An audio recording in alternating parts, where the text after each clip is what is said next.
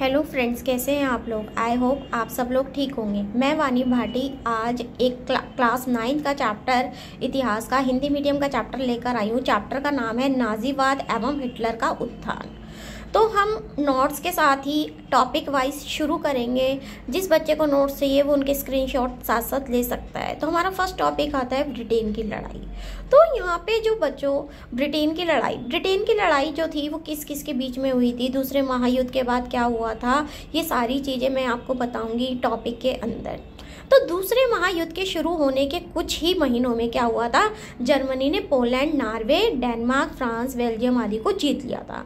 मतलब ये ऐसी शक्तियां थी जिनका जीतना जो था उनके लिए बहुत जरूरी था। फिर क्या हुआ, केवल ब्रिटेन ही एक ऐसा क्षेत्र रह गया था जीतने के लिए कि जर्मनी ने क्या करा, अब पूरा दबाव जो था जर्मनी का जो था पूरा दबाव अब ब्रिटेन पर पड़ने लगा था। उसने क्या करा, ब्रिटेन पर बमबारी करनी शुरू कर दी। ऐसे करने से क्या होगा, अब वो क्षीण हो जाएगा, ठीक है, ताकि अब वे अपनी हार मान ले। मतलब उसको परेशान करना उसने हर तरीके से शुरू कर दिया। इस तरह जो ये लड़ाई थी वो इतिहास में ब्रिटेन की लड़ाई के नाम से प्रसिद्ध हुई। नाउ फ्रेंड्स, दूसरा टॉपिक है दूसरे मोर्चे की व्याख्या। तो दूसरे मोर्चे की व्याख्या क्या कहते हैं, इसके अंदर द्वितीय विश्व युद्ध की जो लड़ाई हुई थी वो रूस और जर्मनी के बीच में लड़ी गई थी। रूस अपने साथियों को दूसरा मोर्चा खोलने के लिए बोल रहा था, ठीक है, ताकि उससे क्या हो, उन पर दबाव कम हो। अब उनके ऊपर दबाव कम होगा तो उनकी जो है विजय होने के, उनके जीतने के चांसेस ज़्यादा बढ़ जाएंगे। ये देखकर क्या हुआ, अमेरिका और ब्रिटेन ने क्या करा, एक अन्य मोर्चा खोल दिया जो कि इतिहास में दूसरे मोर्चे की नाम से बहुत ज़्यादा सिद्ध हुआ। अब इसमें क्या हुआ, इसमें जो सैनिकों की संख्या थी वो कम से कम 20 लाख तक पहुँच गई थी। यह द्वितीय मोर्चा जर्मनी के पतन का एक महत्वपूर्ण कारण सिद्ध हुआ। अब यहाँ पे फ्रेंड्स एक अलग से भी क्वेश्चन बन सकता है कि जर्मनी के पतन का क्या कारण था, या जर्मनी के पतन की क्या भूमिका है द्वितीय मोर्चा में। तो कोई भी क्वेश्चन यहाँ पे बन सकता है। इसी से दो क्वेश्चन हमारे यहाँ पे, इस टॉपिक से दो क्वेश्चन यहाँ पे हमारे रेडी हो जाएंगे कि जर्मनी के पतन में द्वितीय मोर्चे की क्या भूमिका थी, या उसके पतन का कारण जो थे, जर्मनी के पतन का कारण कैसे सिद्ध हुई। नाउ फ्रेंड्स, तीसरा टॉपिक आता है आर्थिक संकट। अब देखो, आर्थिक संकट जो था वो महामंदी थी। इसे विश्वव्यापी मंदी भी बोला जाता है इतिहास में। ये एक ऐसी मंदी थी, इसने इतना संकट जो था, इतनी महामारी, इतनी वो फैला दी थी, अपना आर्थिक संकट पूरे देश में जो था ऐसा फैल गया था कि बस पूछो मत।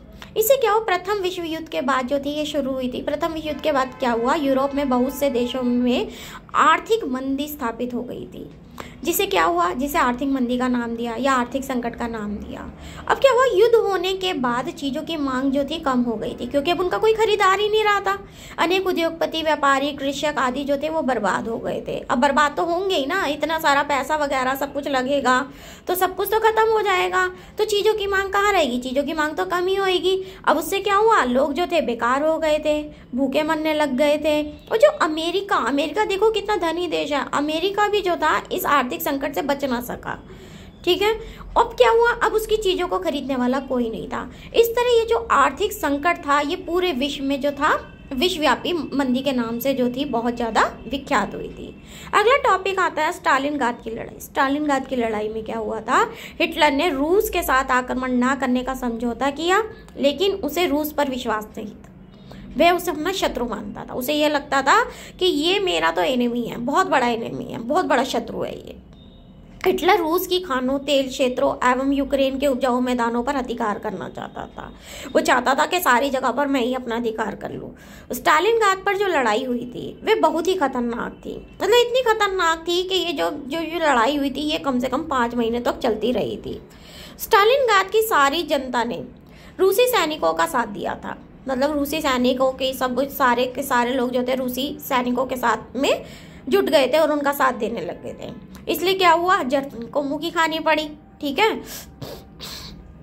स्टालिनग्राद की यह लड़ाई दूसरे विश्व युद्ध की एक महत्वपूर्ण लड़ाई मानी जाती है। अब यहाँ से एक क्वेश्चन ये भी बन सकता है कि स्टालिनग्राद की जो लड़ाई थी वो दूसरे विश्व युद्ध के लिए कैसे महत्वपूर्ण मानी जाती है। तो ये क्वेश्चन तो बहुत ही इंपॉर्टेंट है, स्टालिनग्राद की लड़ाई वाला ये क्वेश्चन तो जरूर आता है पेपर के अंदर 5 नंबर में। तो इस क्वेश्चन को आपने बड़े अच्छे से करना है। इसने युद्ध का नक्शा ही बदल दिया था। अगला टॉपिक है हमारा म्यूनिक समझौता। म्यूनिक समझौते में क्या हुआ था, जर्मनी चेकोस्लोवाकिया पर आक्रमण करने की तैयारी कर रहा था। ठीक है, हिटलर ने चेकोस्लोवाकिया के एक भाग सुदेनलैंड पर अपना दावा कर दिया, क्योंकि वहाँ की जनसंख्या जो थी काफ़ी ज़्यादा थी। अब उसे लगा लोगों की मेजॉरिटी ज़्यादा होगी, जनसंख्या ज़्यादा होगी तो मेरी शक्ति ज़्यादा बढ़ जाएगी। ठीक है, इस खतरे को टालने के उद्देश्य से ब्रिटेन और फ्रांस के प्रधानमंत्रियों ने हिटलर और मुसोलिनी से जर्मनी में स्थित म्यूनिक स्थान पर अब एक मुलाकात की। म्यूनिक एक जगह थी जहां पर उनकी मीटिंग हुई थी। उन्होंने चेकोस्लोवाकिया को पूछे बिना हिटलर की सारी शर्तें मान ली थी। अब जर्मन सेनाओं ने सुदेनलैंड पर अधिकार कर लिया था। फिर क्या हुआ, फ्रांस और इंग्लैंड के झुक जाने से हिटलर और मुसोलिनी अव्यवहारिक हो गए। मतलब अव्यवहारिक क्या हो गए, उनकी जो शक्तियां थी वो कम हो गई, वो क्षीण हो गए, वो रुद्र हो गए बहुत ज्यादा। उनसे उनकी मांगे क्या हुआ, दिन पे दिन बढ़ती जा रही थी। अब हिटलर ने क्या करा, पूरे चेकोस्लोवाकिया पर अधिकार कर लिया। इस तरह ये जो था म्यूनिक समझौता जो था असफल हुआ, फेल ही हो गया एक तरीके से ये। फिर अगला टॉपिक आता है दूसरे विश्व युद्ध में अमेरिका का प्रवेश कैसे हुआ था। अमेरिका की जो सहानुभूति थी वो ब्रिटेन के साथ थी। मतलब वो ब्रिटेन का जो था हमदर्दी बना हुआ था, उस पर सिंपैथी दिखा रहा था। उसने क्या करा, उसने पैसा दो माल लो की नीति के आधार पर ब्रिटेन को हथियार खरीदने की आज्ञा दे दी। वो उसने, अब देखो यहाँ पे क्वेश्चन यहाँ भी बन सकता है कि पैसा दो माल लो की नीति क्या थी, ठीक है, या किसने ये शुरू करी थी। इंग्लैंड के प्रधानमंत्री, अमेरिका के राष्ट्रपति अटलांटिक चार्टर द्वारा युद्ध का लक्ष्य जो था वो घोषित किया गया, और बाद में रूस ने भी इस पर अपने हस्ताक्षर कर दिए, अपने साइन कर दिए थे। और ये जो घोषणा थी वो जर्मनी के विनाश बनी थी। ठीक है, फिर अगला टॉपिक आता है नाजीवाद की विचारधारा। नाजीवाद के अनुसार लोग राज्य के लिए है, ना कि राज्य लोगों के लिए है। उनका ये मानना था नाजी वालों का। ये संसदीय संस्थाओं को समाप्त करने के पक्ष में था। ये युद्ध को सही ठहराता था और शक्ति के प्रयोग की सराहना करता था। ये उदारवाद, समाजवाद, साम्यवाद को जड़ से उखाड़ फेंकना चाहता था। ये जर्मनी में यहूदी लोगों को मिटा देने के पक्ष में था। ये जर्मनी की सैनिक शक्ति को बढ़ाना चाहता था।